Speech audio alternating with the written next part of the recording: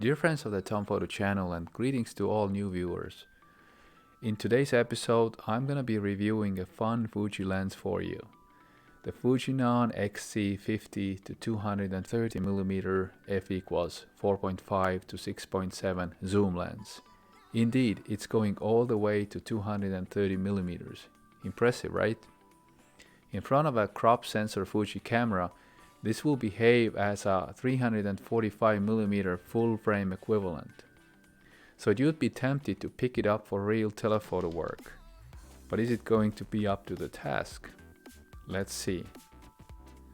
The first thing you notice is how light the lens is, just 375 grams.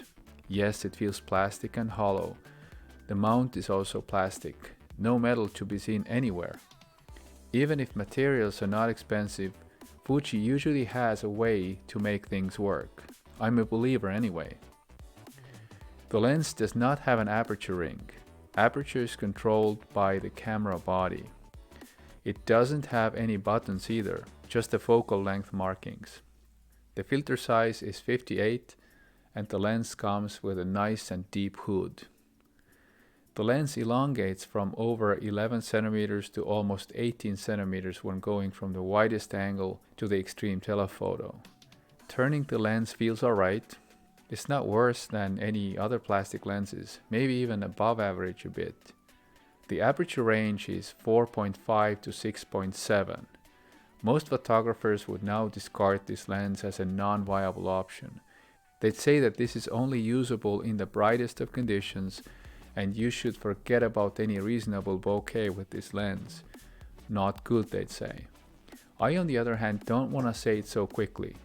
Sure, it's not going to work for photographing birds in dark forest. Sure, you'll need a tripod oftentimes. Sure, the bokeh is minimal. However, there are many situations where this lens is a good choice. Most importantly, this lens can work very well as a landscape lens where depth of field is more important than bokeh and when photographing from a tripod. This lens is good for traveling because of how light it is.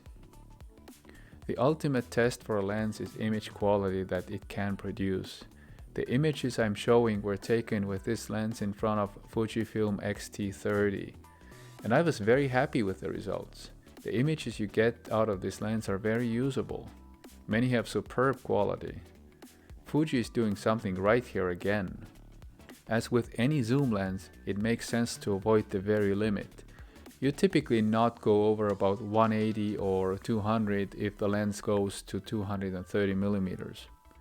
However, here I don't see a sharp drop-off in image quality. I'm happy to go all the way to 230 and I can still get a usable image out.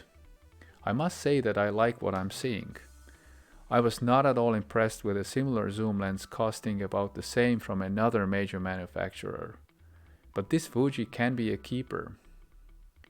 I should say that this lens works the best with the cameras of its own era. Especially together with a 16 megapixel sensor, it does magnificent. The situation might be a tiny bit different with newer and more demanding sensors that have more megapixels. The focusing speed is not the fastest. This depends on the camera, of course. But with the cameras of its own era, it gets the job done nicely. This is not a fast action lens. You need to take your time focusing. But now it gets much better. The image stabilization this lens has is simply superb. What this lens lacks in brightness, it makes up in image stabilization. I photographed handheld like I never believed was possible. Another thing I like about this lens is that it starts at 50mm and not 55 as is oftentimes the case. This lets you use the lens in normal situations too. You don't have to use it just for the telephoto work. I should also say that the smallest aperture is f/22 and minimal focusing distance is 1.1 meters, so you cannot get close to the subject. I always measure the sweet spot of all lenses that I test. I've explained it before how I measure lens sweet spot and the link is below. I photograph paintings because they're flat and convenient.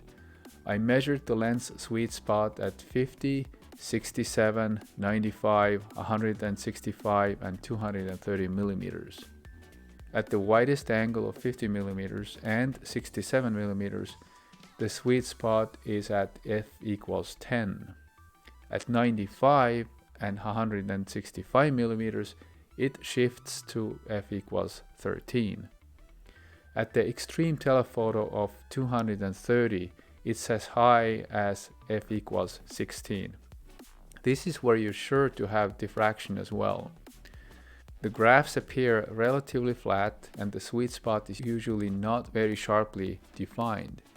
This lens looks quite different from the Fuji XF 55 to 200 mm lens, where the sweet spot occurs earlier and the tail falls off faster. See my corresponding video linked below. But what we're seeing is not necessarily bad at all. If the sweet spot coincides with larger f-stop values or smaller apertures, then at those values you get a large depth of field and sweet spot together at the same focal length. This reinforces my claim that this lens should work really well for landscape photos taken from a tripod. I should add that the more telephoto your lens is, the less meaning the sweet spot has, because the depth of field influences the image sharpness much more than the sweet spot, which deals with the sharpness of a single point that's in perfect focus. To wrap it up, I'd like to say that given the budget price of this lens and really good deals on a second-hand market, I'd like to invite you to try it out. Its build quality is not superb and it does not have an aperture ring, which I miss, but it certainly got its strength, especially image stabilization, lightweight, and respectable image quality. I think you might even be positively surprised if you gave it a try. There's much more of a lens there than some people give it credit for. Thanks so much for spending your valuable time with me. If you consider subscribing to my channel, that will make me very happy. Till the next time and next videos, have a great day.